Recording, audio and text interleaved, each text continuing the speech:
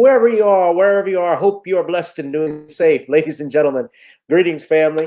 Of course, I'm tuning in. You see me without the glasses off today, but if you're looking for some opportunities, particular advertisement opportunities, then look no further at the link at the bottom to my email address. You can hit me up for advertisement opportunities. We are supporting and promoting your businesses here on this channel. You can also, if you would like to donate and subscribe to our Patreon, a link is at the bottom as well. So you have multiple ways in which you can advertise with the platform by emailing me when we go on do our live stream. You also have access to premium content, those that want to see premium content that you will not find here on YouTube or Facebook or Twitter, as I am suspended probably by now.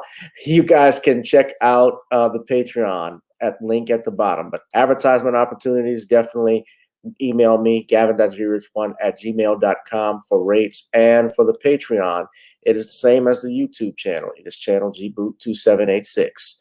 All right, I'll holla. Peace.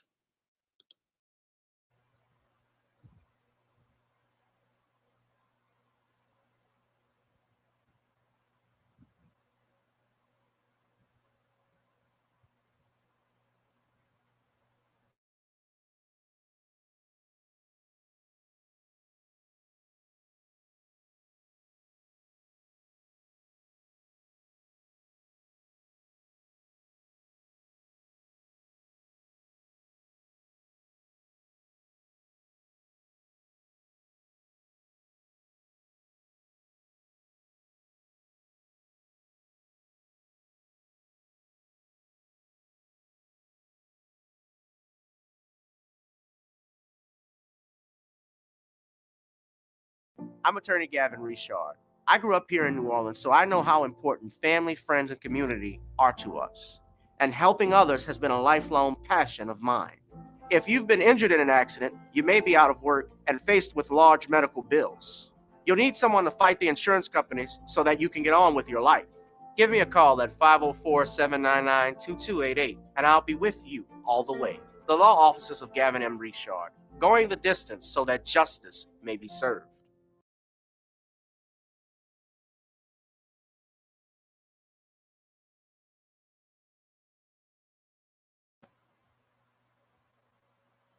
Whoever you are, wherever you are, hope you are blessed and doing safe. Today is an early edition of Random Topic Tuesdays here on channel gboot2786. And if it's Tuesday, then the place to be is right here with me, ladies and gentlemen, on my YouTube channels, gboot2786, Gavin Richard, which is our backup channel, Facebook on Gavin Richard, and GavinRich2786 on Twitter. Today's broadcast, we will go over and discuss the following. Travis Scott, this is a continuation on Travis Scott, Drake, and Live World being sued over the AstroWorld tragedy. We also have conspiracy theories that swarm over AstroWorld tragedy we'll be discussing. Also, Jack Strain, former Sheriff Jack Strain, I should say, found guilty on all counts of sexual abuse in St. Tammany Parish, and the Ahmad Aubrary trial fiasco. Now, those of you who are new to me, I have several requests that you could do if you would like to support this channel. Please donate to the Cash App link at the bottom. You see at there, GavinRichardEsq, Google Pay and PayPal, as well as Zelle. You can contribute to the channel there. You can also go to this link here, which you want to get premium content from our Patreon. That link is available for all of you right there. You see it at the bottom. Also, I would like, if you would care, if you're into food and culinary skills, you want to tighten it up, look at this website for my seasoning company, NawniesCreoleBlends.com. NawniesCreoleBlends.com. You can try it on chicken, meat, or fish. Nawnies goes great with every dish. So you check that out. And also, you know, I'm into music. We have several singles that are available, including Video Soul. You could check that out. That's available on Amazon, Spotify, and I'm sorry, I keep getting these notifications that interrupt me. Amazon, Spotify, and iTunes, as well as our theme song. Before we get on down, we always get on up. So I'm going to look no further to us playing Get On Up right now, ladies and gentlemen, and we'll get started with the show. So sit back, relax. It's going to be a great program on tonight's channel. So you be safe. Oh, why is this coming up?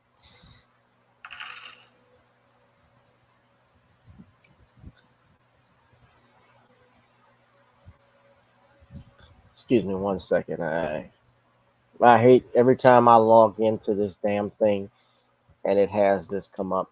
So of course I trust it. It's my own computer, damn it. So without further ado, ladies and gentlemen, sorry about that interruption. Let's get on up.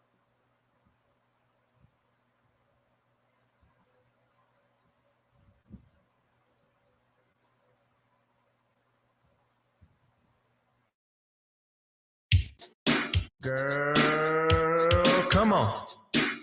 Gotta dance to the beat. Cause on the dance floor is where we'll be. Show me what you got.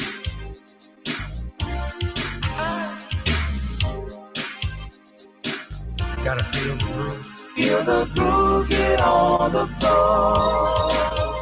Get on the. Right now the party's wasted. There's nothing much to do. But once the groove gets started, tell me, what do you have to lose? Just look into my eyes, girl, as we glide across the room. And what to my surprise now, the beat takes hold of you. Now if you're feeling like I'm feeling, so come on baby, let's start dealing. Time to get this party started. Ain't no time for the broken hearted. When the rhythm takes hold of you, there's only one thing left to do. Cause the beat is really moving. Time to get your body moving. Gotta get on up and move your body. Cause when the beat is really grooving, it's time to feel your body moving. Gotta get on up and shake something. Feel the groove, get on the floor. Get on the. Tell the DJ play the whispers. Rock steady in the mood. Put on earth, wind, and fire. Tonight we're gonna groove. Show me how you do the four corners.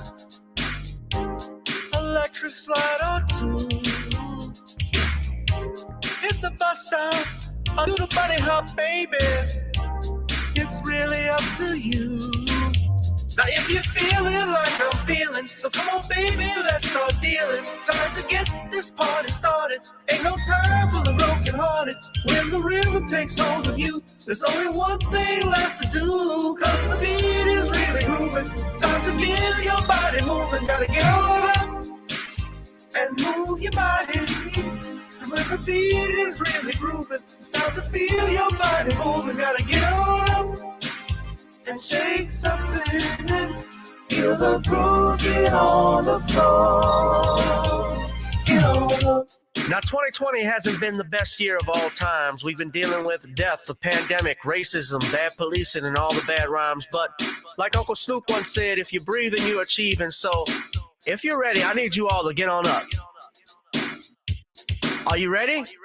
1 and 2 and 3 and 4. Get your butt on the dance floor. 5 and 6 and 7, 8. This jam we appreciate. We're gonna slide and step on the beat. On the dance floor is where we'll be. Feel the groove, get on the floor. Get on up And move your body. Cause when the beat is really grooving, it's time to feel your body moving. Gotta get on up and shake something. Feel the groove, get on the floor. Get on the Oh, baby, yeah, gotta get on up. Come on, baby, gotta get on up. Baby. Feel the groove, get on the floor. Get on the. Feel the groove, get on the floor. We got to get on up. What's up, everybody? Yes, I'm doing this broadcast from the room right now. I know you're used to seeing the green screen behind me, but sometimes, especially when I start working, because I work from home, I'm just chillaxed in one place. So I'm coming back here, and plus it's a lot cooler where I am than on that part of the house. So what's up, everybody? Hit that like, share, and subscribe button. Let everybody know we're hot in here. All my moderators, shout out to everybody that's here joining me for this early broadcast. We're going to get right into it. I forgot and I needed to play the trailer for the book. I play that all the time. I'll play that in a little bit. But let's see who we got in the... Danielle is here. Butterfly 70. What's up? Thank you for your contribution. Yeah, well, you live in Colorado, so the Rockies, ski resorts. That's naturally it's cold up there. A mile high city, Denver. What's up, Lamiko? What's up, everybody? Let's go ahead and get into it. What's up, Carla? I see Stacy Quentin is here. Oh, got quite a few people. It's not hot in Louisiana, actually. No, it's actually gotten a little bit cooler with the cool fronts, but it's not blistering cold or anything like that. We still, temperatures could still be mild. And right now I can tell that the sun is about to go down because it's cloudy. So there's no telling what fronts and stuff are on this way. Usually they come by the weekend time. Oh man, I don't know what's going on. I'm having some, hold on a second. I have all of the stuff pulled up that I want to talk about, but I'm trying to log in to share this on Facebook and get the link so different people can come in. And apparently it's not letting me to right now at the moment. To answer your question, Cheryl, the book, you go to Facebook, the Facebook page, Commonwealth Cause, and that's another thing. I'm trying to get this damn thing to work now so that I can click on everything. You guys can see it, but the page is unresponsive. Okay. So I'm going to have to open up another link for you guys to go in. Yeah. Well, what you are going to do, give me 1 second. When the book is available on Amazon, you'll be able to buy it directly through Amazon. I don't have it available for pre-order because, again, my legal team are still looking over the book. I, of course, want this release. I said it will be released by the fall because it's ready. But, when you're relying on your attorneys and people to look over stuff to make sure everything is cleared and they don't respond to you quickly like you want, there are issues. But, it's not an issue, but, I'm thankful that my lawyer is doing this because he's, watching my ass, and that's what you got to do. But the book will be available. I'm sorry, guys. Hold on. Yeah, I'm having a hard time. My pages are unresponsive for whatever reason here. Somebody's playing some games on me. But you'll be able to purchase the book, Cheryl, on Amazon. So when it's available on Amazon, everybody here, everybody on the live stream will be the first to know. But go to that Facebook page. The username is at COMM, Commonwealth Cause. That's what the tag is to go on the Facebook page.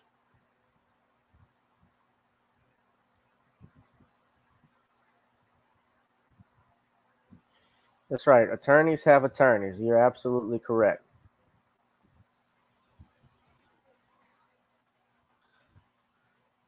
Guys, I apologize. We're having some technical difficulties right now because I'm trying to pull up this page and it's not allowing me to.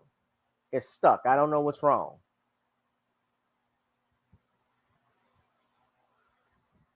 Be damned. All right. Well, look, I'm going to go ahead. Let's just get into it, what we're going to talk about.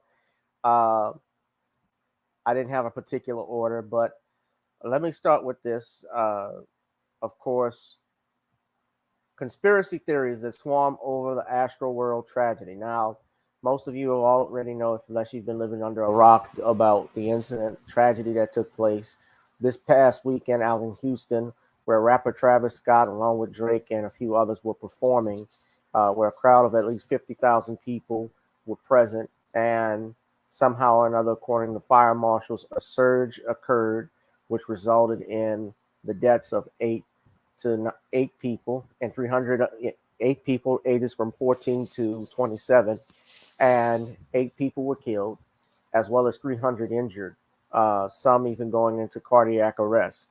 I believe there's a 9-year-old, Queen Ahmadiyah was even talking about earlier on her program, who actually is in an medically induced coma as a result of his injuries.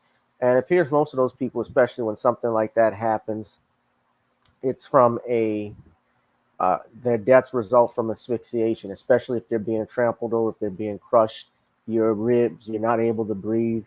This is a Windows, Carla. Oh, Bossa Queenie is listening while working. Well, that's good. So there are some conspiracy theories that have been swirling around the internet, especially with regards to this incident, that his death was these deaths were a sacrificial offering to the devil, especially how, people are alleging on TikTok how the stage was set in an inverted cross.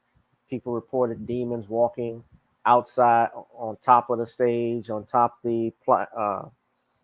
on top of the stage, how it was shaped like the portal of hell. All these other theories going around, even people saying they saw souls being snatched out. Now, I'm trying to share this article. Okay. You know what I'm going to have to do, guys, because we're having a technical issue. I'm going to have to close everything and come back in. So this is going to take me a few minutes, but I'm trying to make sure this is right because everything is just at a standstill and it shouldn't be like that. So I apologize for the technical difficulty. Allow me to close my browsers out, but I'm going to be right back in it. So give me about, I'll say 3 to 5 minutes. We'll be right back. Okay. I'll be right back.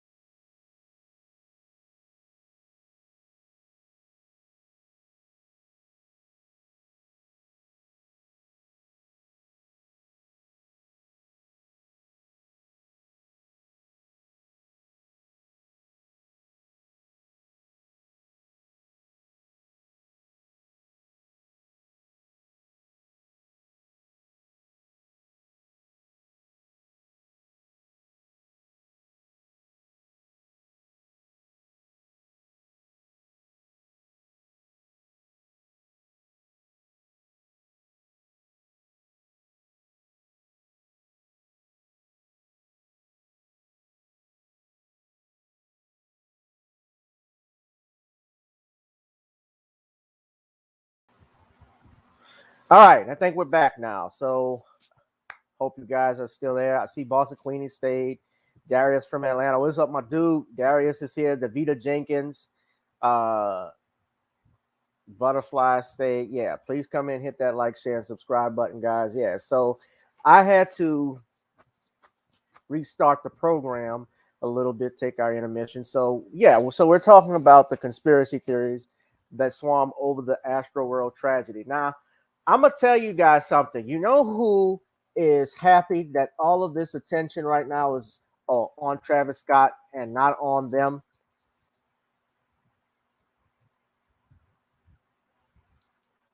It's this guy.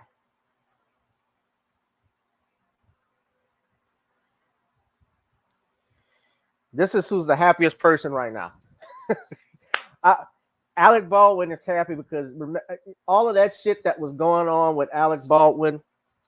No, it's not Biden. With that accidental shooting that took place on that set. You said Will, like Will Smith. I mean, Will is still trying to stay in the news because I saw he's actually going to Oprah talking about his relationship with Jada. Will is going to be set up for a Me Too scandal. Yeah, no, Alec Baldwin, because he actually, I don't think he did it on purpose and killed that woman, but that's very similar to what happened with Brandon Lee back in 1994, 1993. I remember when that incident happened, but man, they are going so hard on Travis Scott right now. It ain't even funny, and I'm going to show some videos. Now, I'm not a Travis Scott fan. I can't honestly tell you what his biggest rap hit is.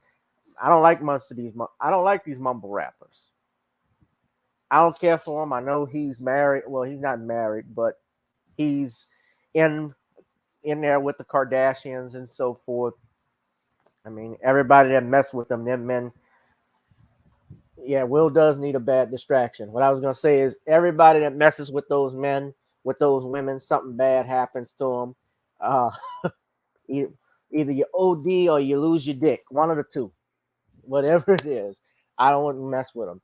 So, at any rate,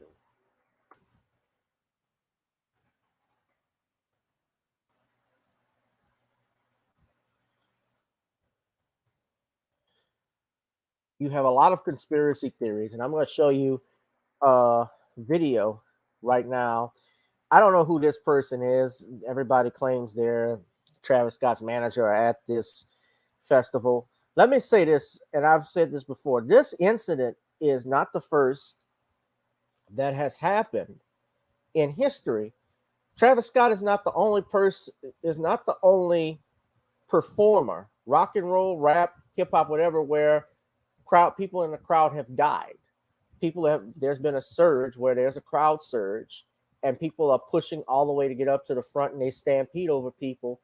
This has happened before. I told you on Sunday's broadcast what happened in 1979 in Cincinnati, where the Who were performing and there was a disaster, and people got there a little earlier than what the show was starting. They gave the wrong time and so forth, and there was only 2 doors that were open, and at that point the entire crowd surged and pushed towards the doors that were open, and they started trampling on people, and 26 people were injured, 11 people died. But also what happened subsequent to that is that the show went on.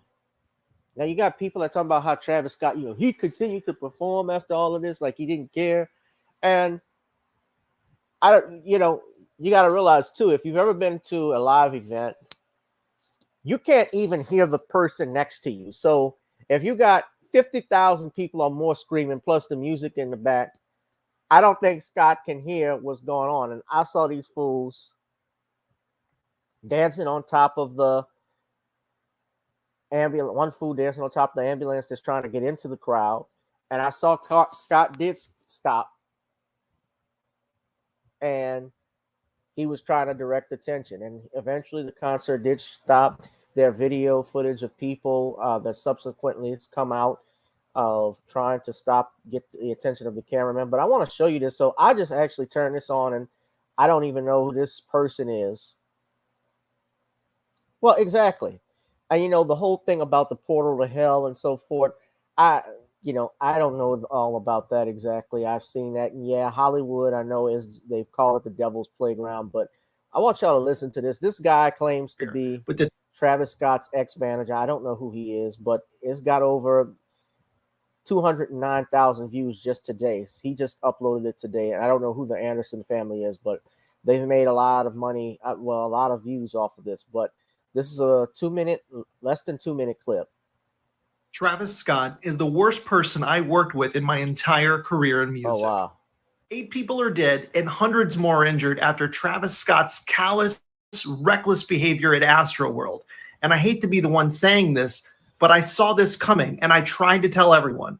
The story that D-Dot is telling is true. I'm Travis Scott's former manager. I'm the one who had a seizure, and I'm the one that he left for dead in a basement in Los Angeles. I originally told my account in 2013, and then it recirculated on Reddit about 6 years ago. Okay, let me just say that. Let me stop right there. So, by the way, fair use under the Copyright Act of 1976. It does allow for fair use purposes for commentary and education, which is what this video is doing. So he said he was left for dead and injured in a basement.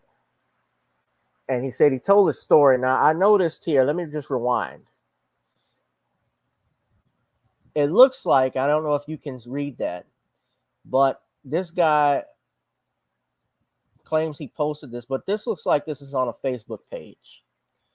If Travis Scott did anything to you, sir, and I don't know what you're saying is true or false, so I'm not trying to say you're lying, but did you file what charge? What exactly did he do? Because I didn't hear that. He said he left you for dead. If he didn't assault you or anything, did you actually file a police report? If he did assault you, did you complain about this to the arresting officer? See, we have to go through and ask these questions. So y'all see the dog piling. This is just me. I could be wrong, but the dog piling has started. So let's continue with the video. I'm going to play it all the way through. I'm Travis Scott's former manager. I'm the one who had a seizure, and I'm the one that he left for dead in a basement in Los Angeles. I believe his name I originally is Shane told my Morris. account in 2013, and then it recirculated on Reddit about 6 years ago. The stories coming out of AstroWorld and all the videos documenting the evidence are quite clear, and they align if y'all notice, with what I know about Travis Scott. When he sees people in harm or danger, he tends to only continue thinking about himself. And to make it worse, he's been doing this for years at other concerts. I could go assault and all the lies that he's told in his career, but that's this. I think it's time to spill a little tea, as the kids on the internet say, and I don't mind doing this because Travis Scott is genuinely a horrible person. So in 2009, when I met Travis Scott, I was running a site called earmilk.com with my friends Trey and Blake. And I was a junior level software engineer, and I had just finished working for MySpace Music. So I worked in the technology side of music. For Travis, what we did was fake his popularity. I programmed a fleet of SoundCloud bots to artificially inflate his play counts on SoundCloud. This told record label executives that he was much more popular than he actually was. We also did the same thing early on with Twitter. You may have noticed, and somebody made a joke about it, that his early followers could make an omelet because they were all eggs. We used software to enhance his visibility. Okay. What the fuck that's got to do with the concert? How's that criminal? Is that criminal? The wrong means. That's not criminal. You say you heard what he said he did. So fucking what?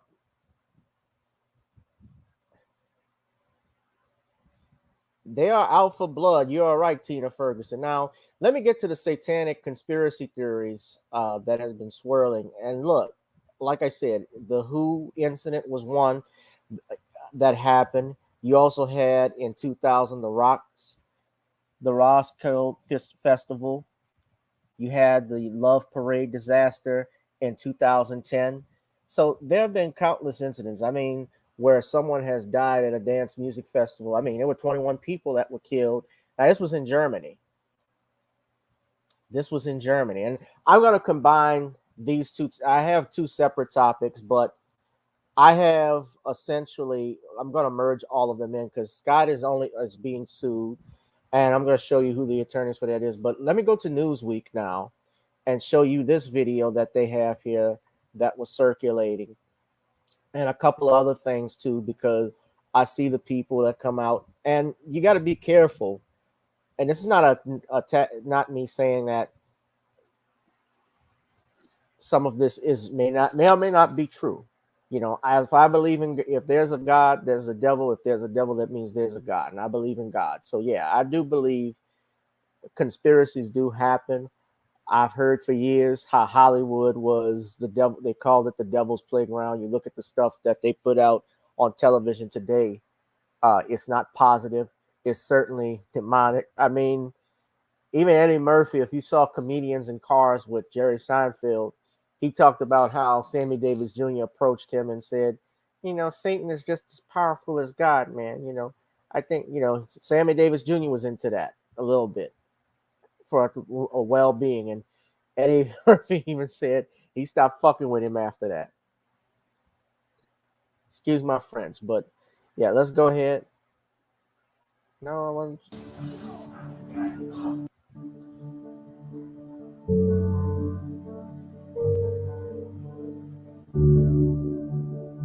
Now they point to his shirt. Hold on. They point to the shirt. They point about the stage that he was in that was inverted cross. I saw Queen Ahmadiyya. Shout out to her. And let me be clear. I love the Queen. This is not a knock on her or anything like that. I'm just saying I'm a little skeptical about him. I don't believe he went there to kill people. I did see the stage. Crowd began to compress towards the front of the stage, okay, and that caused some panic.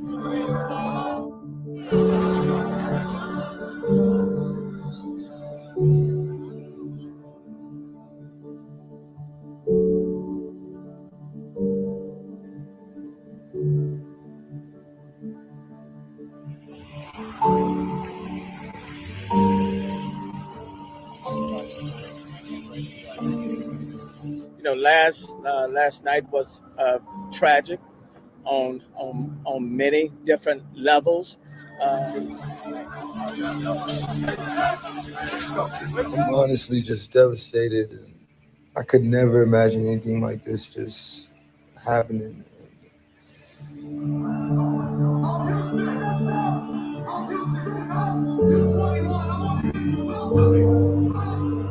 So Drake was there. Y'all see Drake. Now, I heard the song. It says like, I thought they said soul snatcher. Am I right?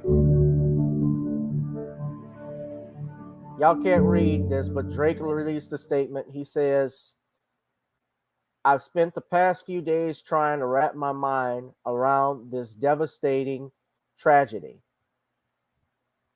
I hate resorting to this platform to express an emotion as delicate as grief, but this is where I find myself. My heart is broken for the families and friends of those who lost their lives and for anyone who's suffering. I will continue to pray for all of them and will be of service in any way I can. May God be with you all. Now, I did see the inverted cross butterflies that everybody was talking about, the stage.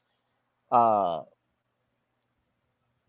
know, they had this video up. Hold on.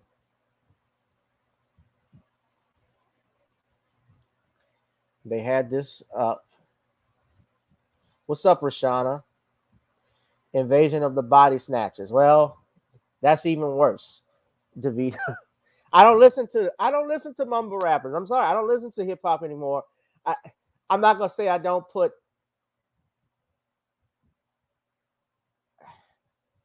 Now look, we got to be careful about what we say. I don't, you know, things like this happen. If that's the case, Brother Darius, what about what happened with the Who in 1979? They didn't have injections, to my knowledge. You know, was that devil worship that caused that? Was that Satan? Or what happened, like I pointed out, at these parades? I mean, tragedies like this sadly happen. And that's not to say things are not possible. I mean, look, we all know about Lil Nas X.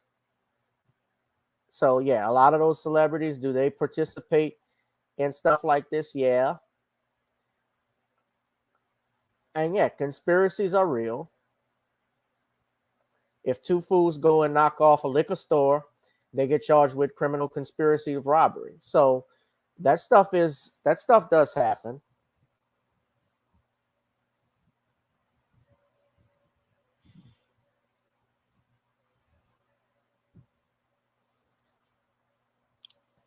They got crushed. Crushed can cause that blood clots and getting crushed and not being able to breathe if you're being smothered to death, that can cause you to go into cardiac arrest. Any type of excitement can cause you to go into cardiac arrest. What's up, DeAndre?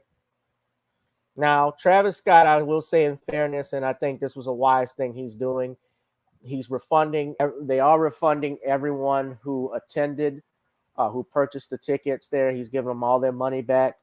And he has also stated that he's going to pay for the funeral of all of the 8 individuals that were killed. So this is what everybody's pointing out to. That's the stage.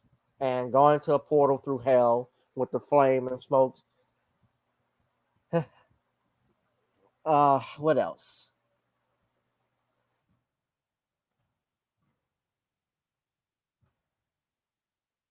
I mean, it's just the dog.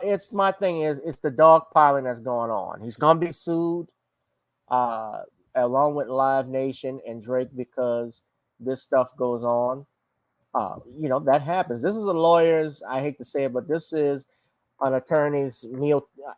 And I'm not trying to disparage because I'm a lawyer, but this is a big win for any attorney that picks up just one of these cases, one of these clients, one of those individuals that were there. They're gonna get a lot of money from that. The lawsuits are piling up. You see that right there. And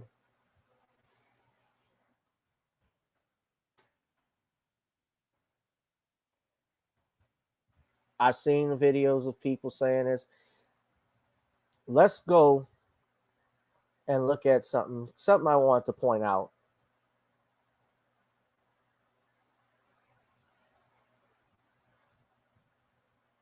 Well, Sammy was part of devil worship. He was best friends with Aleister Crowley, who was the leader of the St. Luciferian Church. Yeah, they're going in on him. But hold on a second. Now, in fairness, he's offering to pay for this, but Travis Scott also, just speaking from a legal perspective, he has faced charges before. He was arrested twice on multiple occasions for back in 2015 at Lollapalooza in Chicago, telling the crowd, point the middle finger up to security right now before leading his fans in the chant of "We Want Rage," rushing people and people rushed to the stage. And let me rephrase that. Nobody was injured at that time, as the authorities quickly intervened to stop the concert. So they stopped the concert. He pled guilty to reckless conduct charges and was sentenced to 1 year of supervised probation or court supervision. 1 year. Let me rephrase. I got to rephrase all that because when I say probation or supervision, some people may conflate those things, and I'm not trying to do that. He was arrested a second time in a concert in Arkansas when the Rogers Police Department, we'll go right here. I'm going to share all of this with you so y'all know where I'm reading at, where people rushed the stage, and he encouraged them during the show, and he was charged with 3 misdemeanors for disorderly conduct, inciting a riot, and endangering the welfare of a minor at that time. But 2 of the charges were dropped, the latter 2, the inciting a riot and endangering the welfare, and he pled guilty only to disorderly conduct as part of the plea deal. And you had people that were injured at that concert. So that does happen. But my thing is that, okay, being that does take place, and they're going back. They got receipts on Travis. They're going back I want chaos. Don't you get them off. Don't you get them off. Let's go. They're not going to stop you. Mike, get down there. Everybody that you see, grab them. Everybody that you see, grab them. He got you. They not going to stop you. Let's go. Let's go. I mean, they're going in on him. Hey. Don't you handle them like that. Tell them the fuck go. Everybody in the green shirt, get the fuck back. Middle finger up to security right now. Now, I'm playing all of that. I want to be careful because that I don't get a copyright strike with music. But, you know, they're doing all of that right now. I mean, they got receipts on him going back to 2015. So if they're going all the way back, they're trying to show that he has a pattern. Now, I'm sure Texas has this just like they have in Louisiana. There is something called inciting a felony, which is a crime. When you incite someone to break the law, you can be charged with that. So those things do happen. It's a part of what we call the in cahoot offenses, where it's more than one person involved. So, like I said, criminal conspiracies do happen. Yes, conspiracies like JFK, MLK, Malcolm X, whoever, those things are possible because it happens all the time in America, in this country. But I don't know directly if Travis Scott, you know, I see the flames being shot up, and I did see someone pointed to the video where it looked like a demon was walking across the portal. But, you know, when you looked at the photograph too, it could have been a hologram that they had within the a computer design that they had on the stage. Who knows? I don't know. I'm just looking at it.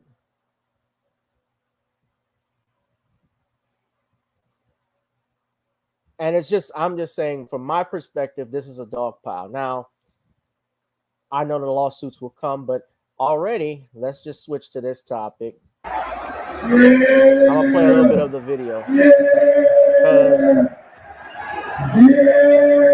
Y'all look at the top of this. They say whether he could be charged again. We want rage. So they could very well use this against him. So they're wondering, would he be charged with it? Houston Fire Chief Samuel Penner said many of the injuries sustained at Scott's concert were caused by the audience pressing towards the front of the stage.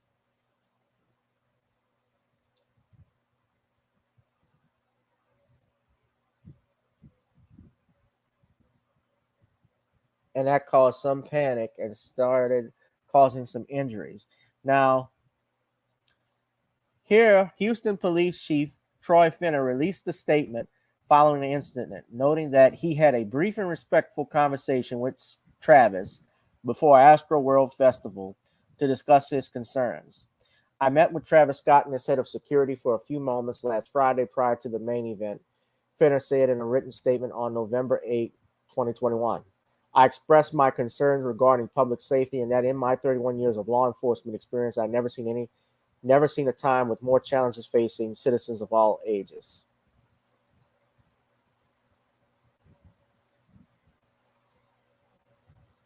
Wow. Now, let me also share this. In Travis's case, there are pictures of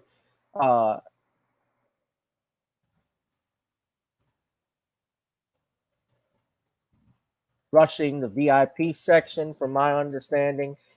There was videos that were being shared of people stampeding early on to get inside the festival. So look at this. This is from the Independent. So you had people, this was before Travis Scott even took place. His performance even took place. You see this still of people running. I'm going to play the video.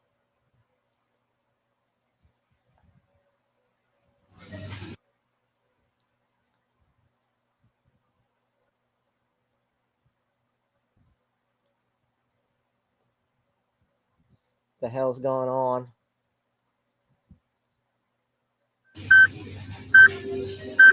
I like hot cocoa too. Amira.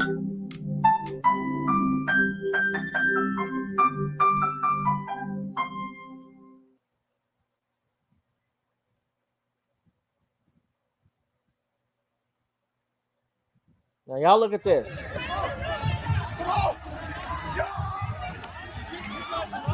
Now look, they're climbing over the fence. People just rushing through. Look, security is right there.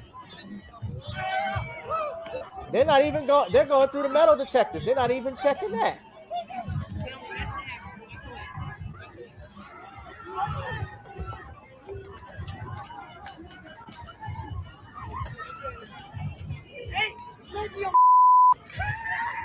No, not enough crowd control.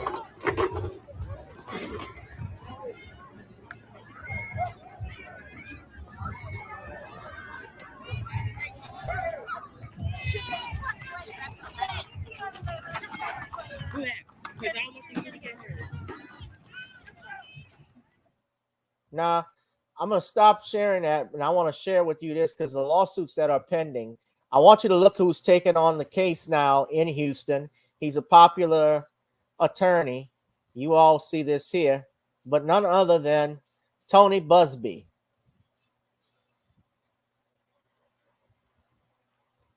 Tony Busby is handling, that's him there. He is handling a lawsuit for at least 35 plus concert goers that attended who were injured. And they're representing one of the family of Axel Acosta, a 21-year-old man who attended the festival at NRG Park with his brother.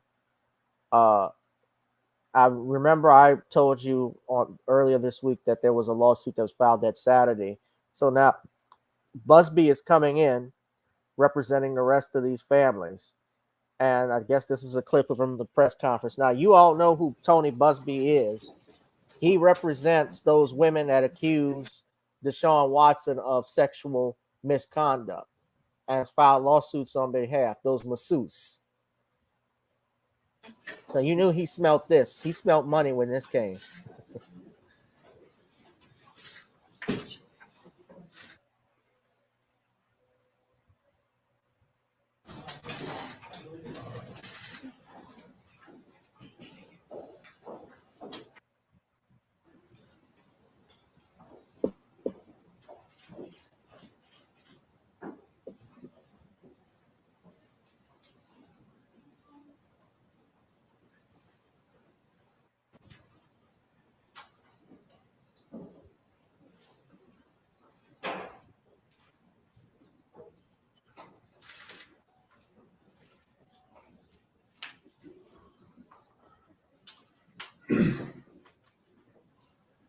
This is Edgar Acosta.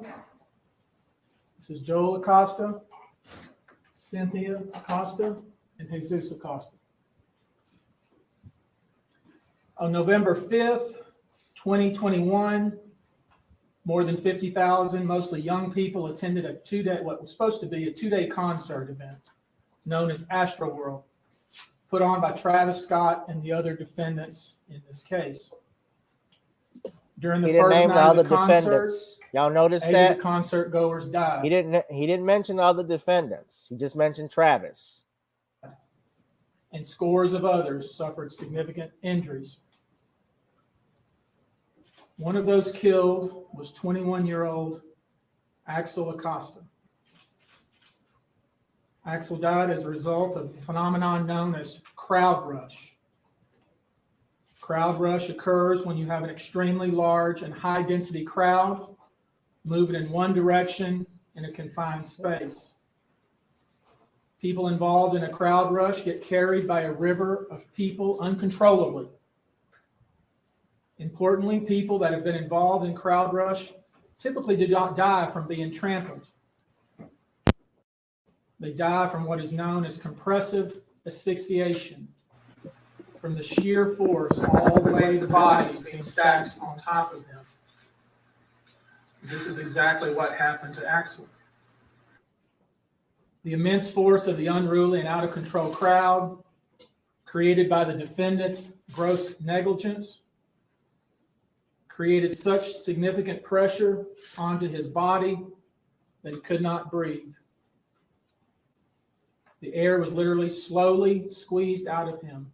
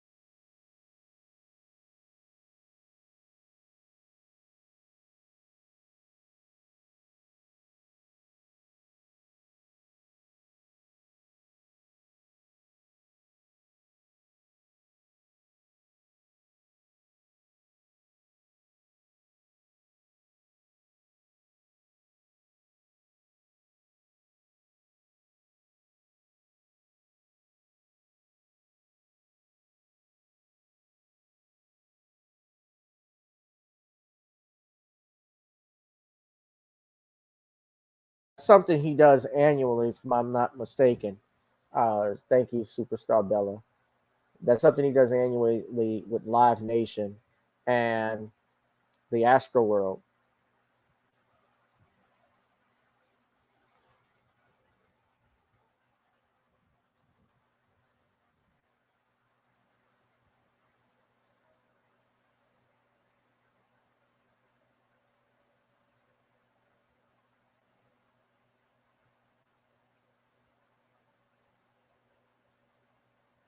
They're the patron for that, but he runs the festival. So if he's an official on it in any shape, way, shape, or form, because he runs it, that's why he's liable.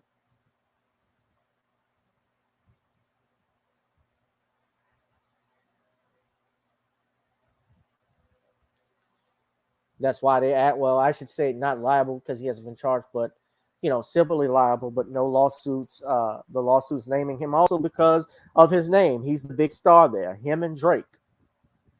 Now Drake has nothing, I don't think, to do with it. Drake was just a guest. But yeah, 300 people being treated for injuries, 11 going into cardiac arrest, 8 people dying. So this is sadly going to be something we could see. Not to forget, also you had guards being pricked with one guard who got pricked with a needle through the neck, which was something else.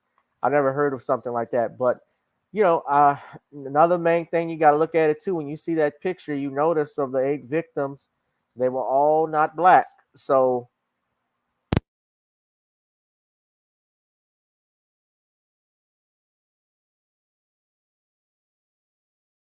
they were all not black. But in fairness, Travis Scott, he has stated he's willing to pay. He's going to pay all their burial costs.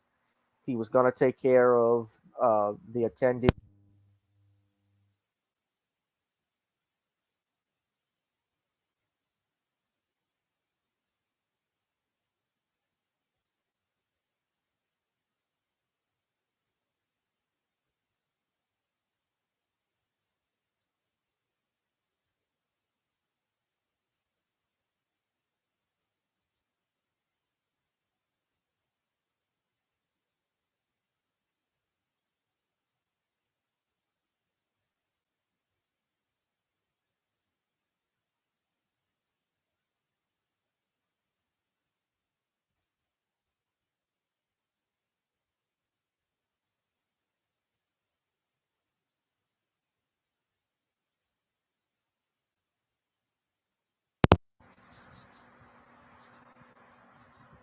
I just want to show y'all. Look what TMZ's got right now. They really going after him. Travis Scott attended AstroWorld after party at Dave & Buster's. Says he was unaware of tragedy.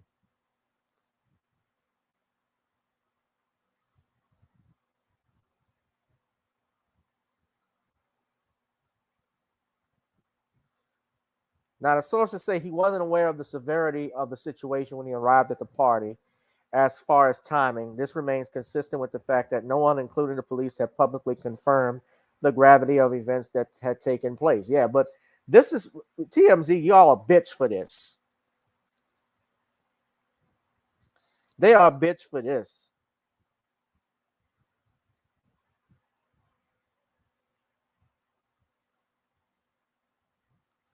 Yeah, but look, I'm gonna wrap it up on this one, but I'm gonna try and get into our next topics.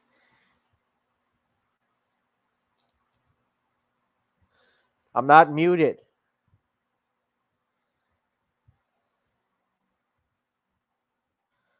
So let's move on to my next topic, guys. But this is gonna be interesting. I want to talk about this. Sheriff Jack Strain found guilty on all counts of sexual abuse. Now, those that don't know, whoever's from Louisiana, Jack Strain at one point was the sheriff of St. Tammany Parish, and he had been in trial these last week and a half with allegations that he was facing allegations of sexual assault against several individuals, all of whom were minors at the time, including abusing people at his sheriff's station using his work release program to commit acts what they include of rape and molestation of multiple children over the course of decades. Over the 2-week trial, the state prosecutors portrayed Slain as a master manipulator and sexual predator, preying on young boys left in his care since he was a teenager. So he was found guilty of 4 counts of aggravated rape, 2 counts of aggravated incest, 1 count of, that means he did it against a relative, 1 count each of sexual battery and indecent behavior with a juvenile. He'll be sentenced to life in prison without the possibility of parole when the sentencing is set for January 18.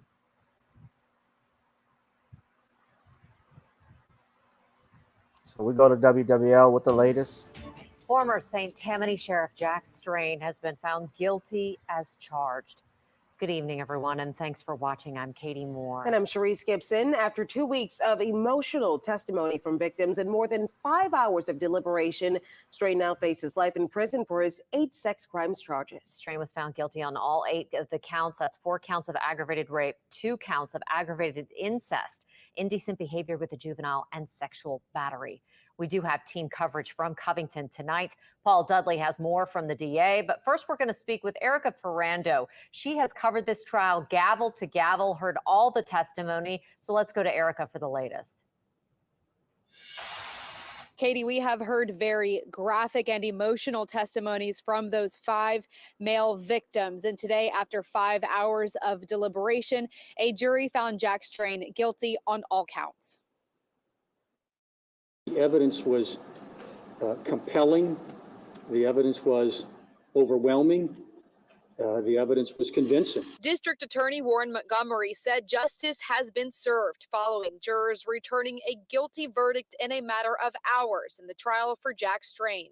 The jury unanimously found the former St. Tammany Parish Sheriff guilty as charged for 8 counts of sex crimes, including aggravated rape and aggravated incest. Jack Strain was a very powerful and influential individual. This was a high-stakes prosecution, and I'd like to commend these 2 prosecutors for their courage in taking on this case. 5 victims testified in the 2-week-long trial, offering graphic, detailed recounts of their abuse by the former sheriff. The abuse happened as far back as the late 70s when Strain was a teenager, and as recently as 2004 when he was serving as sheriff. 3 of the victims are relatives. One of the interesting aspects to this case is that, as painful as this process has been for the victims, for some of the victims at least, it's been very therapeutic because they finally had their time in which they could speak about what they suffered, what happened to them. When I asked Montgomery if he believes there are more victims, he offered a quick affirmative yes. There were some other victims that contacted us, and but we didn't feel that we needed them at this particular point in time. We felt we could achieve justice. And frankly, it's very painful for victims to testify in a public forum. Jack Strain is now in custody. Sentencing is set for January 18th, and he does face life in prison for this guilty verdict. Jack Strain, his family, and some of the victims and their families were in the courtroom. Paul Dudley was also there. And Paul, we saw just the reaction from not only Strain, but also these victims. Yeah, and you know, Jack Strain could be seen after the verdict was read, removing his glasses and wiping tears away from his face. He could also be seen hugging his friends and family, including his wife, Lisa Strain. Here's some video here of Lisa Strain leaving the courthouse. She covered her face and walked quickly to her car. She did not speak to reporters about what had happened. About 30 minutes later, Pat Finn left the courthouse. She is the mother of Mark Finn, a victim who testified Strain raped him beginning at the age of 6. Finn is the only victim we are naming because he already publicly told his story on WWL TV. Here is his mother's reaction to the verdict. They found Jack Strain guilty, guilty, guilty. He won't be able to hurt nobody else, no other child, to go through what Mark and his other victims went through. And I thank God. I prayed so hard when the verdict was said, I thought I was dreaming. I kept on asking people beside me, did I hear right? Please tell me I heard right. And they said, yeah, Miss Pat, he is guilty. There were also a number of community advocates who reacted to the verdict as well. We heard from a woman named Belinda Parker Brown. She is with a group called Louisiana United International. She said that this is an important moment for the victims and their families, but she also said it is a moment that is long overdue. What was going through my head that is well overdue? Justice for the people in this parish was overwhelming. I'm very incredibly emotional because it hurts so bad when we have powerful people in position that betray our trust.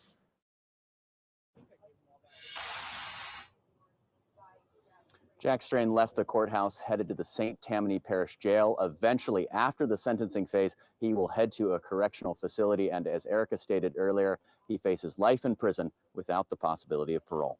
I'm Paul Dudley reporting Eyewitness News. Back to you.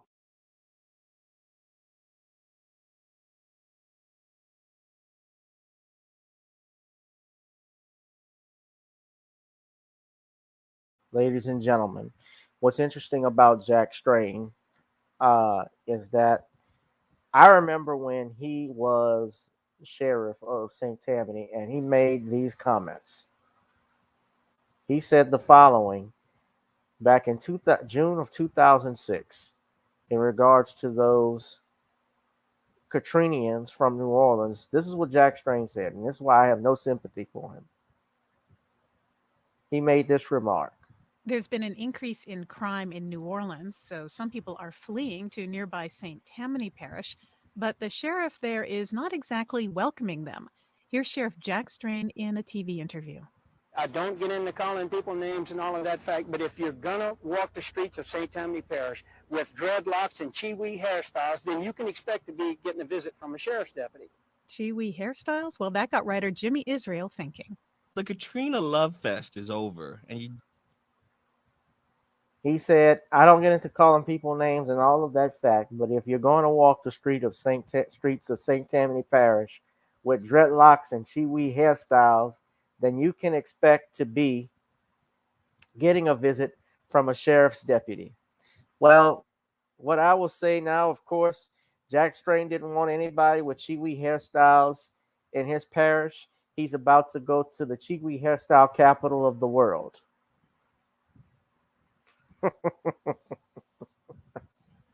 He's going to be surrounded with that. What's up, Byron B? So, yeah, fuck him.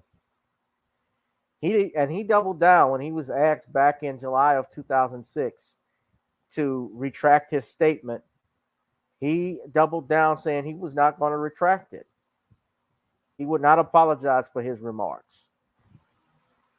The ACLU even stated that called it a racist and a civil rights violation.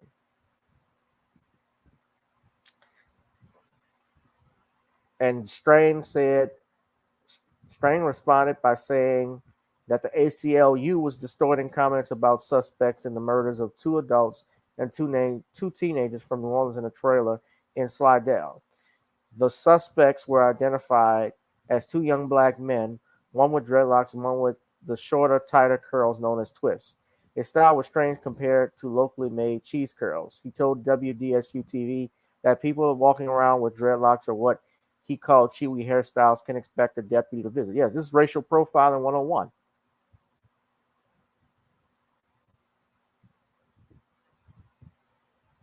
And it's racist. And the ACLU called him out, even though the ACLU does a lot of stuff for LGBTQ. Now, they're the LGBTQ law front. They're the leftist law front. You know, at one time they used to do great things, but nevertheless, no, I don't know who Ralph Waters is. But he's going to the Chiwi capital. So he'll see plenty of that.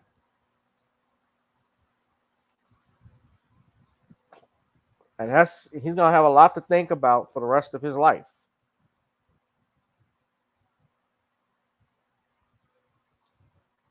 What you think of that? 6 victims, including 3 being his relatives? That's awful.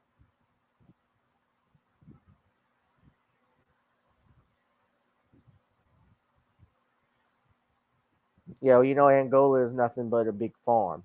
Because Queen and Ahmad and I were talking about it. It's a former plantation. It's just a giant farm. Y'all hit that like, share, and subscribe button. So, yeah, I don't have too much to say on that Jack String thing. It is what it is. But, you know, police officers that get caught, I know that's even more difficult for them being in prison. You know, I don't know if they're going to have to put him in a separate population or whatever, but who knows? And I don't know if he's going to be able to appeal anything. And when I haven't followed it, I've heard of it, but I've followed it, but I haven't followed it. And by that, I mean, I don't know all the details and testimony, but I know that what's going on. I've seen the news because they've been outside the courthouse. And that St. Tammany courthouse that they got, that parish courthouse, the Justice Center is what they call it, that is big. Now, let's get into this. I guess I'll stick with the serious news. I want to talk about this real quick. Y'all know that they have now started showing the Ahmad Aubrary trial. And I watched it yesterday. I've been keeping up with it. And if you want, I don't know if anybody's watching, I want you to give me a thumbs up in the comment section. But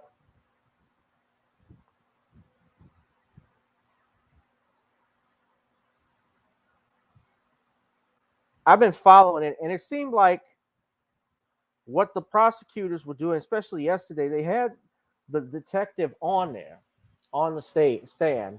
He was the last person to testify. They had to go into recess because when the prosecutor started asking him about his body cam footage, he says he can't testify to it because he never looked at it. So they had to adjourn for the day. And I don't know, it looked like the prosecutor was unprepared on that. But now I call it a fiasco because the stuff that's going on, of course, they're trying to portray Ahmad. The defense is that he was the instigator of all of this and that they were justified in stopping him. But earlier today, this happened where judge, and I watched this just an hour ago, a replay where McMichael's attorney got in trouble with Judge Timothy Walmsley this afternoon over a lack of respect that he showed for the judge and calling the attorney rude. Now, I think this was over some objections that were made, and I'm just going to play this clip. This is courtesy of First Coast News on NBC. Did you at all get him to draw a map of Socotra Shores for you to kind of explain what he was doing? We used Google Maps, and then I did a rough sketch myself. He didn't do it. Okay. Did you draw a map? I drew the roads as we're looking at them here, and then I will take marks on which way they went. Okay. Yes, sir. Do you have that with you? Yes, sir. Did he mark on it, or did he just talk to you and you kind of drew lines and asked if this was correct? He talked to me, and I drew the lines. Okay. All right. Very good. You did not take him out to the neighborhood to walk it with him or ask him to demonstrate anything to you out in the neighborhood, though, did you? No, sir. Okay. I think when you said you saw Travis back in the headquarters? Yes, sir. Okay. Did not do any interview with him, just saw that he had come down to be interviewed by Investor No Hill. Is that correct? Correct. Okay. And I think you said when you saw him, he was still covered in blood. Yes, sir. Okay. He was just waiting to be interviewed or to be talked to. He had gotten brought in by Officer Lewis, and when we saw how he presented with his clothing and blood, he asked to be able to clean up. I called Sergeant Oliver and Investigator Lowry, who were down at the scene, and asked them about that. They gave the go-ahead, went and photographed to show the state he was in when he brought up here, Right. and then allowed him to change. Okay. He was, otherwise, he was just very quiet. Yes, sir. One of the photographs that you showed us, I want to put it even closer. This right here is an injury to the back of his head. That's after he, let me just rephrase. That's after he's been wiped down with alcohol. Is that correct? This is after he's been able to clean up, but before I brought the alcohol pad to him at the beginning of Greg Michael's interview. Okay. And I don't know what that actually is. I didn't document what the mark is. All right. This, all we can say for sure is this is what's left after he's cleaned himself. Yes, sir. Okay. And that's there on the back of his head. And then here's what's left after he's cleaned himself on his front left arm. Yes, sir. Okay.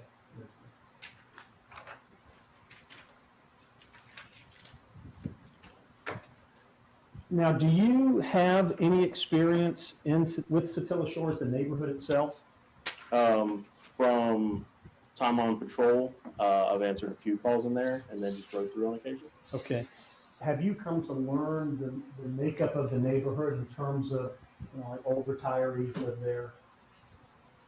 Are you aware of those kind of details? I'd be assuming. Oh, okay. We don't want you to do that. So you've not taken it upon yourself to kind of figure out the age of the people or the families or single people versus married people, that kind of thing? No, sir. I have the experience with the. I've been in there for 8 calls that Spillman logs, and so I know the Now, this is the demographics on those detective 8 that's individual talking. houses I've been to, and then this case. But past that, I don't know the demographic breakdown, finances, anything like that. So you yourself have gone to 8 specific calls in that neighborhood. Yes, sir. Over 18, 19, and 20? Since 2015, when we switched over to Spillman system, and I can search Spillman. Okay. Spillman.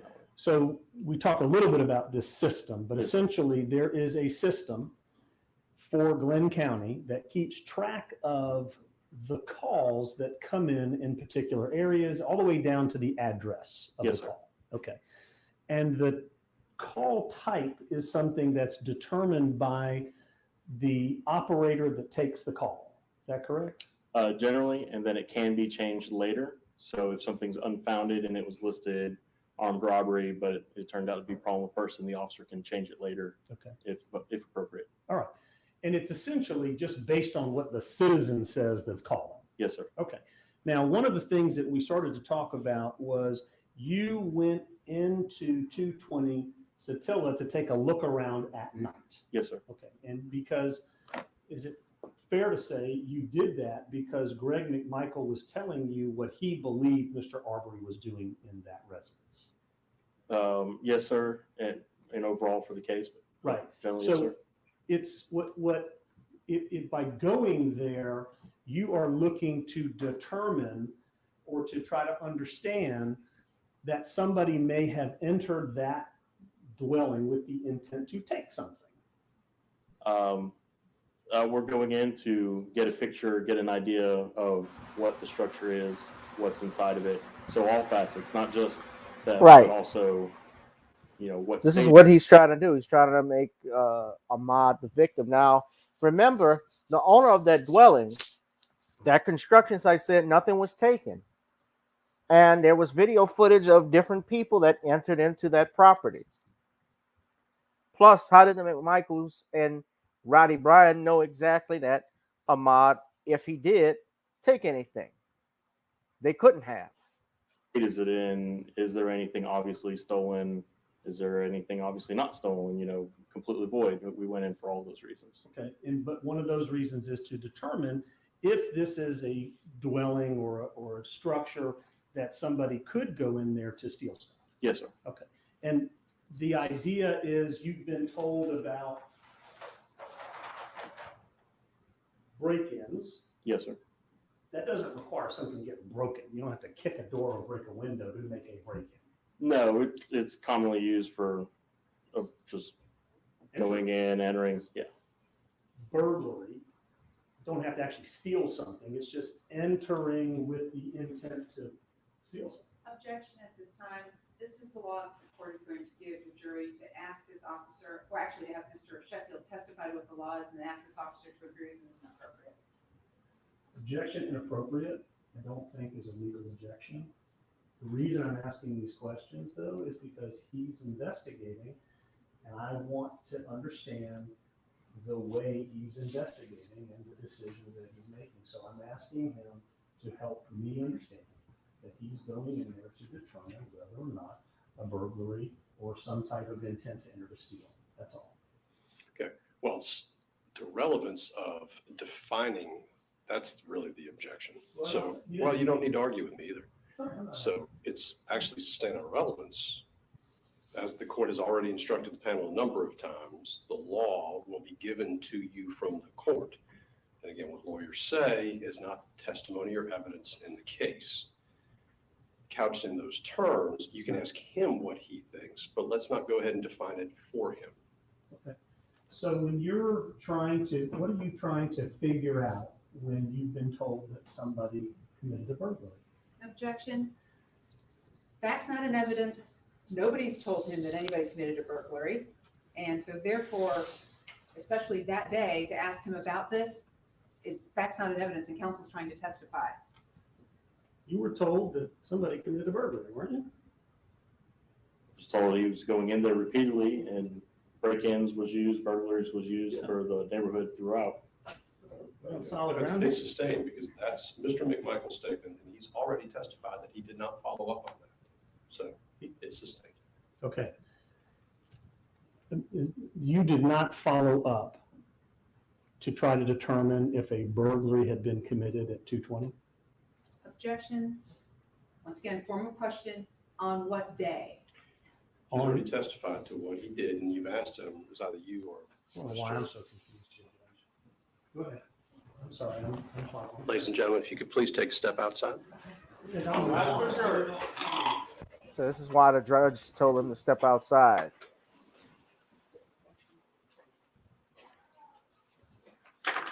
He kept interrupting the judge. Never ever do that.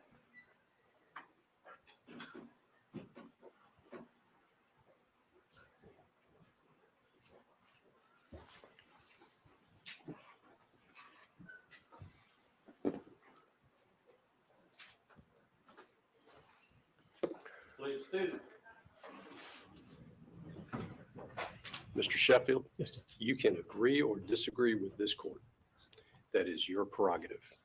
But to act in the way that you just did in front of this panel, disrespect, I don't care whether you like my rulings or not, or you like me or not, but in this court, the Superior Court, it is axiomatic that counsel show at least respect for what the court is doing. And what you just did shows a lack of respect for what the court is trying to do here, which is create an environment which is fair to all parties. I would suggest that you take a moment to think about that. I'm going to step off the bench because I found that, I'll just call it rude. All right. I have tolerated a number of things in the courtroom, including, flip charts, writing in the middle of, the jury gets distracted when you were doing the flip charts here, jumping up and moving the boards. I would suggest that you temper some of that very quickly because it will not be tolerated in this court. And I will leave it at that. I do not need an explanation. I do not need an apology, none of that. But I would suggest that we take a moment and think about the way that you're reacting to the court's instructions and rulings. We're in recess. Thank you. So that's why the judge was pissed off. Now to our coverage of the trial and the death of Ahmad Aubrary. And we are getting new insight tonight on what the scene looked like right after Ahmad Aubrary was shot and killed. And I want to talk about this. I got out of my car and to see what was going on. And I seen two males there in front of me. And I observed a black male laying in the middle of the roadway. and there was he was covered in blood. That was former Glenn County Police Officer Ricky Minshew. He was the first officer on the scene that day that Aubrey was killed.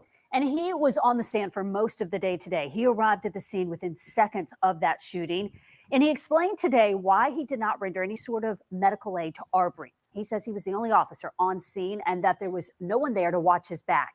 He also did not have any medical gear, he said, beyond a first aid kit. Now, court just wrapped up a few minutes ago. So here are three main takeaways from court today. The first witness was an evidence tech who photographed the crime scene, including Aubrey's injuries. Both the state and the defense showed more graphic pictures and video of Aubrey lying in the street surrounded by blood. Aubrey's father left. He said he chose not to sit in the courtroom as those images were shown, saying that he did not want to be what he said was re-traumatized. Now, Aubrey's mother did stay in court today. She could be heard audibly exhaling when those pictures were shown. And those photographs also making some jurors uncomfortable. On your sides, Kaylee Tracy joins us tonight from Brunswick, where she's been covering this trial for the past 3 weeks. And Kaylee, you asked Aubrey's mother about her thoughts on Officer Minshew's testimony. Anthony and Heather, she tells me that she didn't think his testimony made sense. And she said specifically she was wondering why he didn't help her son when he first got to the scene. Minshew testified that he had heard what he described as a death rattle coming from Aubrey, but he said he recognizes someone's last breaths when he got to the scene. When prosecutors asked Minshew again why he didn't give CPR, he again told them he was the only officer there and he didn't know the circumstances about what had occurred. He said he didn't have anyone to watch his back while he gave medical attention to Aubrey. Minshew also said he didn't have the proper medical equipment in his patrol car, but did call for EMTs to respond to the scene. Cooper Jones, that's Aubrey's mother, was overheard in court saying, quote, he didn't even go over to help. I understood he had to go and secure the crime scene, but at the same time, he had a guy laying in the middle of the road in a pool of blood. Couldn't really understand why he didn't render aid at that time. I hadn't really put it all together on what he was thinking. It really don't make a lot of sense at this time. Coming up at 6, I'll tell you what the McMichaels said and did after the shooting. Their defense attorneys say, at least, that shows remorse. That's tonight at 6. For now, reporting live in Brunswick, Kaylee Tracy, First Coast News, on your side. Now, the most important thing, too, about this case, and through testimony that I've seen, is that the defense, they also have to mention this part, and they didn't in that video, but Travis McMichael, the one who actually shot Ahmad Aubrey, was allowed to go and shower after this happened. They were allowed to leave the crime scene. There's a dead body on the ground in the middle of the street. You have someone admitting that they shot him, and yet they were allowed to leave like nothing had happened. So the whole situation was botched from the beginning. The police officers did everything, in my opinion, to protect these guys. They did not do a proper and thorough investigation into this. They should have. They did not even separate the individuals who were involved, the 3 individuals involved, in order to get their stories. Nothing like that happened. There was no respect shown for Ahmad Aubrey, and had it been reversed, if Ahmad Aubrey were white and Travis McMichael were black, I'm pretty sure in the same situation and circumstances, those 3 men would have been arrested immediately. Roddy Bryan would have been charged at least for false imprisonment for blocking a white Ahmad Aubrey for doing that immediately, and the other 2 individuals would have been arrested for murder in the 2nd degree. And they're even saying here, Officer Bradbury said that Greg McMichael, one of the 3 white men on trial for murder in this case, at first told him that Aubrey had been recorded by security cameras breaking in all of these houses out here. But then McMichael's account shifted when he spoke with a Glenn County detective at police headquarters later the same day. whereas he'd first blamed the slain man for breaking at multiple houses when Michael told Detective Parker Marcy the intruder had targeted a single home, one that was still under construction with no doors or windows. Originally, they said that he was the one breaking in all these houses and caught him on camera, but that was not the case. And Marcy testified that Michael told him that he had seen 2 or 3 videos that showed this guy breaking into or being or wandering around the house.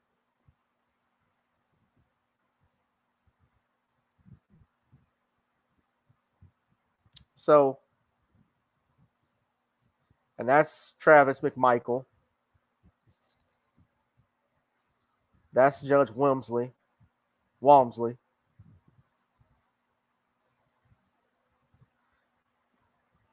And y'all could tell that judge was hot. The way that attorney interrupted him. And let me tell you something. One thing you don't do is interrupt the judge when he's speaking.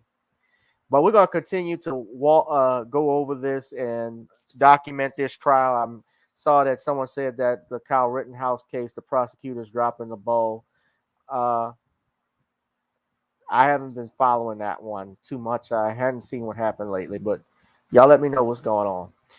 But I want to end this on some positive news. I just want to share this last story. I guess if you want to call it positive. California high school apologizes for running up the score. Yes, this happened recently. You're reading that correctly, ladies and gentlemen. Up in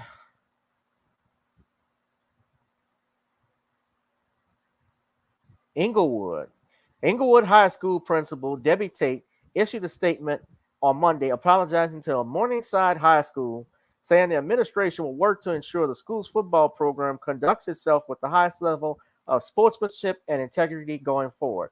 The California high school blew out Morningside High School. This was Inglewood High School, blew out Morningside High School in a victory of 106-0 last week. A blowout that drew criticism from the opposing school and a state sports federation for lack of sportsmanship. Tate says we did not conduct ourselves with sportsmanship and integrity, and the final score was unacceptable. The apology came after the Morningside coach Brian Collins told the Los Angeles Times the Inglewood team refused to allow a running clock, even as the team was up 59-0 after the first quarter.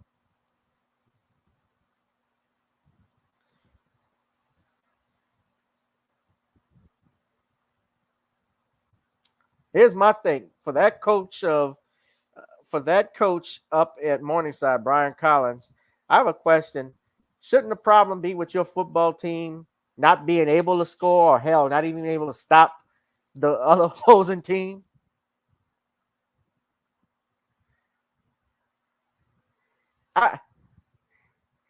There's no mercy rule, exactly.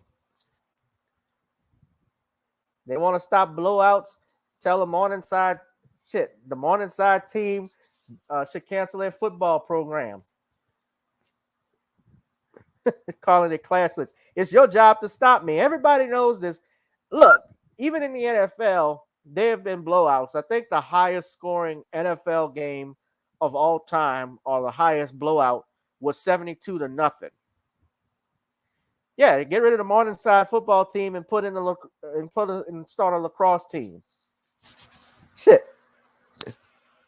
Get some corners. Step y'all game up. That's not you apologizing. This is part of this whole thing where everybody gets a trophy. There are winners and losers in sports, ladies and gentlemen. There are winners and losers in sports, in competition, anything. You're going to have people that place first. You have people that place second. The first prize is the one that gets the grand prize. The others, they may get complimentary prizes, but you got schools now that are giving out trophies for 7th place, for 10th place. We're celebrating mediocrity. Now, it's a part of life. Things happen. You're not going to win all the time. Could they have taken their foot off the gas? I mean, I didn't watch the game, but hell, who knows? You still got to play too. Who knows? They probably ran a few yards and tried to stop and waited for the guys, but hell, the defense was so far back, The guy couldn't wait that long. He had to run back right into the end zone. The running back had to run. Like, I waited about 2 minutes for y'all. Y'all couldn't even catch up then.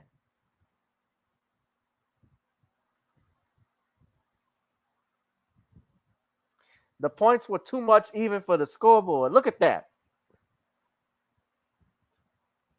They just got 6.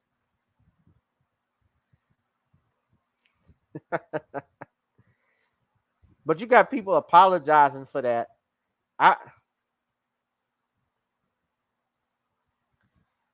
The problem should be on the opposing football team for putting a disaster out there. This coach, Brian Collins, I'm apologizing to you because I ran up the score. I mean, look, you got to stop me. You know how many times I've been blown? I bowl. I'm an avid bowler. You guys know that.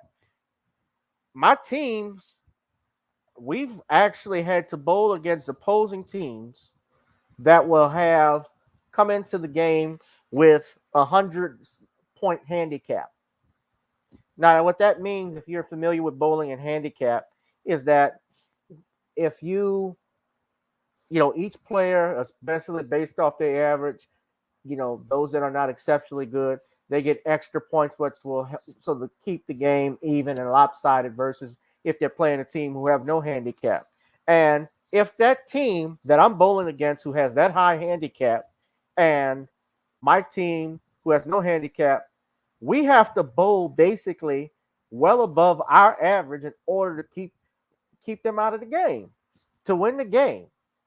So I'm bowling not only the handicap, but I also got to bowl them because they could actually do better than what their handicap says. That happens.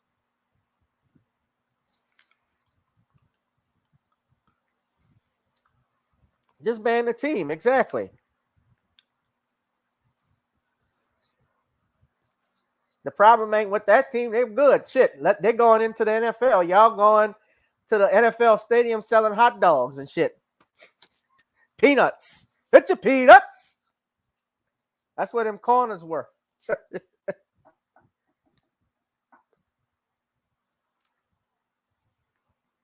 But no, I bowled against the handicap, and I mean, you got to actually bowl your ass off in order to win. Now, I've been blown out. We've lost 3 games. Even if I bowl good, my other teammates got to do good. So that happens. I don't go, again, could they have, when you say they ran up the score, it was 56-0 at the end of the first quarter. The game should have been called then.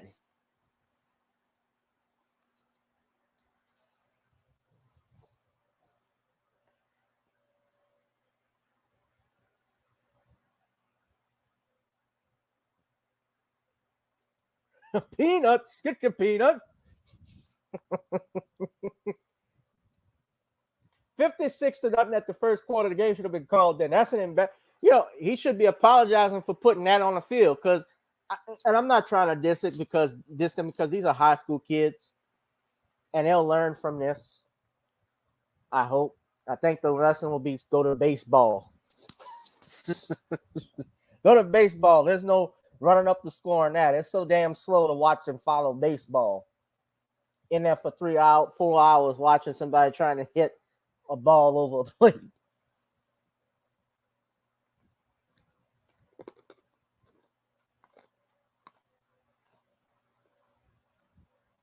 I don't know how. That's the lesson that those kids can come from that. I'm not good at this. Try and own the NFL team. I'm trying to be respectful because I know it's kids that's in that, but I mean, there's a winner and there's a loser. Did they have to, like I say again, maybe? But here's the thing, though. If they were up like that, if they were up that high, that score was up that high at the first quarter. Let's say they didn't run the clock. What's to stop the other side or anybody else saying, well, you weren't being competitive. They could say you weren't being competitive with them, and you ran, you were allowing them to come back. You were trying to get them to play. The part of sports, and especially combat sports, is that you put the best product on the field, the best team on the field going up against each other to see the talent that they have and which one will do better than the other. Bottom line. Get your beer.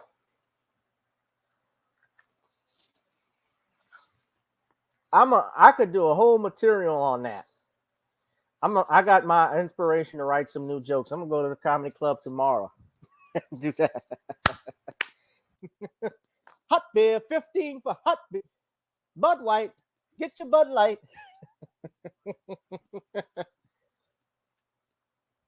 Yeah, you didn't compete. You gave this to me. They could complain about that. So I don't blame the school. I mean, yeah, was it too much? Yeah, okay, I agree. But I think it was even worse that those guys were playing, that the opposing team didn't show up either. Shit. They probably couldn't even, if they were allowing that team to score like that, even if the score was much closer, they would have lost. Just telling me they didn't show up to play. If they allowed it 106-0, you didn't score no points. In the NFL, the biggest blowout was the Washington Redskins versus the New York Giants back in the 1940s. And I believe it was 72-0. And no, I'm sorry. It was let me see if I got this right. It was the Bears versus the Redskins. I apologize. 73-0. That's the largest defeat, largest margin of defeat in NFL history. And that was in 1940, December 8, 1940. Well, I guess these guys could be professionals because they did better than the pros back in the day.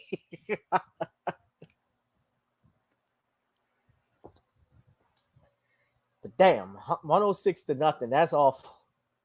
But look, y'all.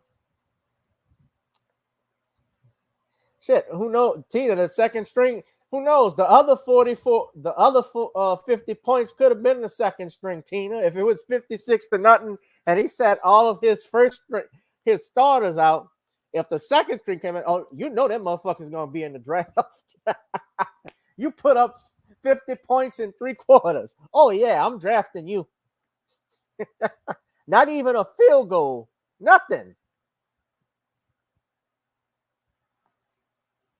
But let me get up out of here, guys.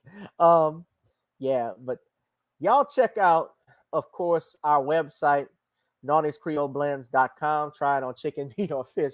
Naughty's goes great with every dish.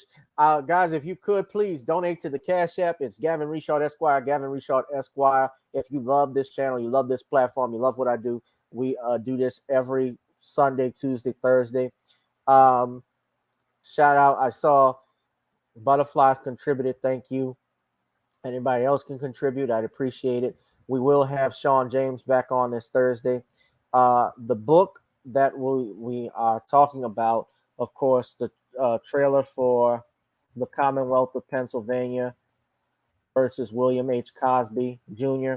That will be available this fall. Ladies and gentlemen, I want you to please go to the Facebook page right here and check out our trailer, but also the book to stay in touch with me with regards to when it will be available. Stay tuned for the latest news and alerts and messages about it. It would be pleasant if you could do that. Let me go ahead and just play the trailer for you all because I forgot to actually do this when I was coming in.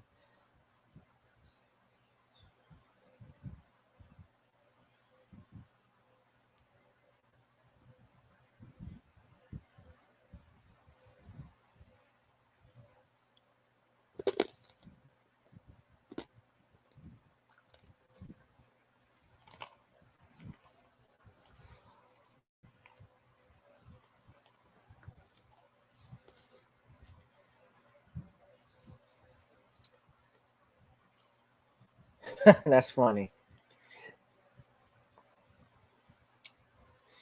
Mary hasn't even told Nicole posted this, shouted out to her. She said, "No to all premature Christmas decorators. Calm down, Mary. Hasn't even told Joseph. Haven't told Joseph she's pregnant." I don't know about y'all, but I love Christmas time, man. It puts people in a feel good mood, and especially those that want to make money off the holidays. But this is the Facebook page. Go here, Commonwealth Cause book. Just type that in, Commonwealth Cause, COMMWEALTH.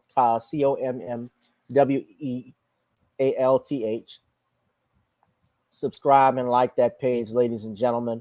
And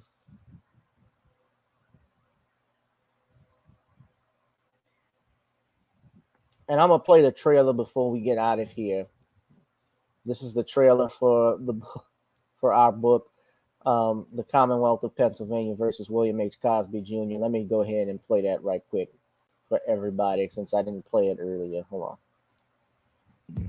The destruction of due process in America. For approximately 2 years now, I have gone on a painstaking quest to investigate the rise and fall of an American icon, Bill Cosby. In the mid-1980s, there was not a star that was higher than Cosby. Advertisements with Coca-Cola, Jell-O, Kodak, along with the #1 television show for 5 straight years in a row. On Thursday nights, it was must-see TV on NBC. Cosby resurrected the genre of the traditional family sitcom that was once thought dead by television critics. He did this as a Black American with an all-Black cast and showed mainstream network executives in white America that it was possible to be successful without showing the worst in people. He also demonstrated the power that television had, as it can make younger people dream to be the best that they can be. However, like many celebrity stars, unfortunately, they all come crashing down, sometimes by their own fault, others not so much. In this book, I attempted to highlight certain things. We go in depth into both of his trials in 2017 and 2018, respectively. What if I told you that these criminal trials were politically motivated by an overzealous district attorney? Will you also be shocked to learn the attacks on Mr. Cosby did not start in 2014, but also in the 90s, not long after his attempted quest to purchase a major network? From where did all of these allegations of sexual misconduct come from? Were the accusers telling the truth? In the 2 years of research, with some help from others interested in learning the truth and facts about this case, we discussed both the legal reasons why his prosecution and trial were illegal, unwarranted, and also the possible personal motives as to why this may have occurred. Unwarranted. Most importantly, we learned about the dangers of prejudice and why a trial by social media, or mainstream media rather, should never be the norm. All this and more in The Commonwealth of Pennsylvania versus William H. Cosby Jr., The Destruction of Due Process in America. Available on Amazon this fall in Kindle and paperback format.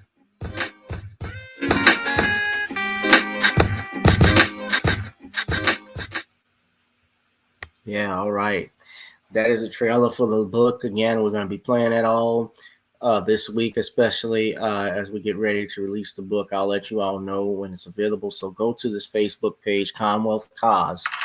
That way you can actually see when the book will be released. Thank you, Darius, for your donation. Brother Darius from Atlanta. That brother is always there. Always here every night. Always there, support me. Appreciate it, man. I got more music I'm gonna be working on too. It's hard, a little hard for me trying to. It's hard, but it can be. I manage it. Working my 9 to 5, doing this, then doing stand up, and then writing books. But I just managed. So I would say 2021 has been a productive year for me. I got more music that I'm going to be working on and hopefully can release actually before the end of this year. So y'all keep on the lookout for that. And speaking of music, ladies and gentlemen, you can also check out Video Soul, which is on Amazon, Spotify, and iTunes. I want you to please go there and check that out. And of course, as we close the show out, we always got to get on up, ladies and gentlemen, because as we have gotten on down, it is time to get on up. You make sure to hit that like, share, and subscribe button. Hit the notification bell, especially when we go live.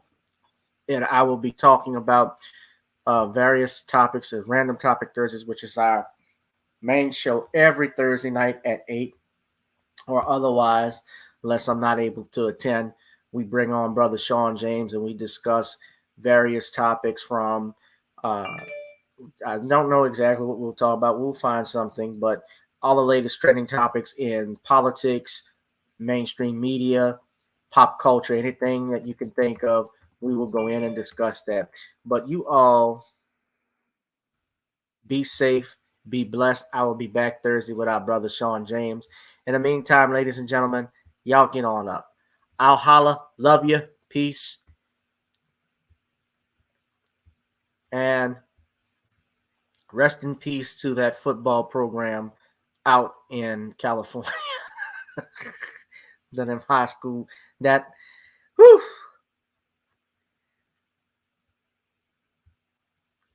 The Inglewood High School football team, they are welcome to play for the Saints. We need, Lord knows we need receivers. We need receivers and we need cornerbacks. That other team, they can go sell. I don't know. Y'all think I should? I'm gonna stop messing with them. They've suffered enough. Literally.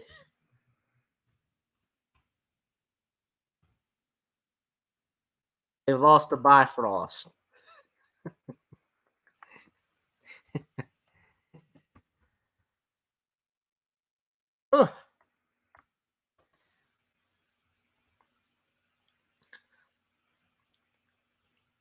They got 106 problems and a kicker ain't one.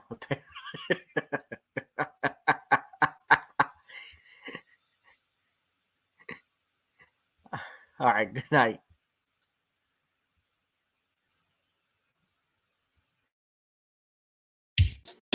Girl, come on.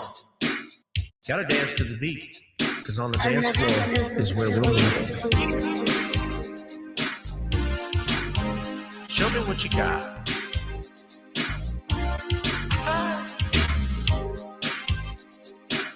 Gotta feel the groove. Feel the groove, get on the floor. Get on the. Right now the party's wasted. There's nothing much to do. But once the groove gets started, tell me, what do you have to lose? Just look into my eyes, girl, as we glide across the room. And what to my surprise now, the beat takes hold of you. Now if you're feeling like I'm feeling, so come on baby, let's start dealing. Time to get this party started. Ain't no time for the broken hearted. When the rhythm takes hold of you, there's only one thing left to do. Cause the beat is really moving. Time to get your body moving. Gotta get on up and move your body. Cause when the beat is really grooving, it's time to feel your body moving. Gotta get on up and shake something. Feel the groove, get on the floor. Get on up. Tell the DJ play the whispers. Rock steady in the mood. Put on earth, wind, and fire. Tonight we're gonna groove. Show me how you do the four corners. Electric slide or two. Hit the bus stop, I'll do the bunny hop, baby. It's really up to you. Now if you're feeling like I'm feeling, so come on baby, let's start dealing. Time to get this party started. Ain't no time for the broken hearted. When the rhythm takes hold of you, there's only one thing left to do. Cause the beat is really grooving. Time to get your body moving. Gotta get on up and move your body. Cause when the beat is really grooving, it's time to feel your body moving. Gotta get on up and shake something. Feel the groove, get on the floor. Get on up. Now, 2020 hasn't been the best year of all times. We've been dealing with death, the pandemic, racism, bad policing, and all the bad rhymes. But like Uncle Snoop once said, if you're breathing, you're achieving. So if you're ready, I need you all to get on up. Are you ready? 1 and 2 and 3 and 4. Get your butt on the dance floor. 5 and 6 and 7, 8. This jam we appreciate. We're gonna slide and step on the beat. On the dance floor is where we'll feel the groove. Get on the floor. Get on up and move your body. Cause when the beat is really grooving, it's time to feel your body moving. Gotta get on up and shake something. Feel the groove, get on the floor. Get on up, baby. Yeah, gotta get on up. Come on, baby, gotta get on up, baby. Feel the groove, get on the floor. Get on up.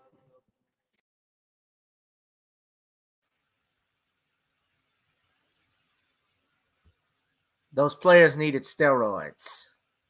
I'll just say it, high school players, they need steroids. I'll get off. I won't talk about it no more. Tonight at least.